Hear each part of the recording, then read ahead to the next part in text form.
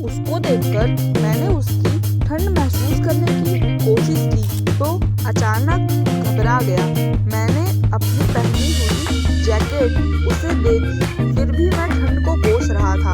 और बेचारा वो बच्चा, मैं उसके बारे में सोच ही रहा था कि इतने में वो कुत्ता बच्चे की चादर छोड़ मेरी कार के नीचे आकर सो गया।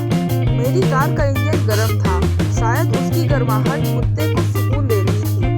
फिर मैं कुत्ते को भगाने की बजाय उसे वहीं सोने दिया और बिना अधिक आहट किए पीछे का ताला खोलकर घर में घुस गया।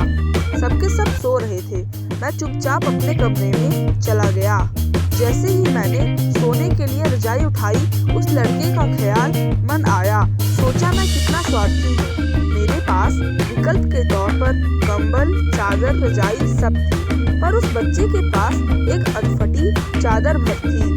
फिर भी वो बच्चा उस अधफटी चादर को भी कुत्ते के साथ बांटकर सो रहा था। यही सोचते सोचते न जाने कब मेरी आंख लग गई। अगले दिन सुबह उठा तो देखा घर के बाहर भीड़ लगी हुई थी। बाहर निकला तो किसी को बोलते सुना, अरे वो चाय बेचने वाला सोनू कल रात ठंड से मर गया।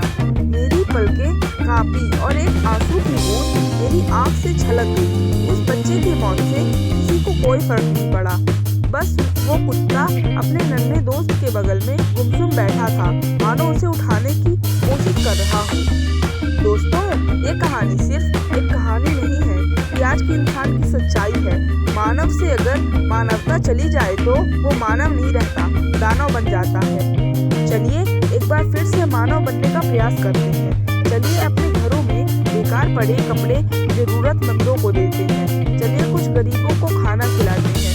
चलिए एक बार फिर से मानव बनते हैं। तो अगर आपको स्टोरी पसंद आई हो तो लाइक करिएगा और चैनल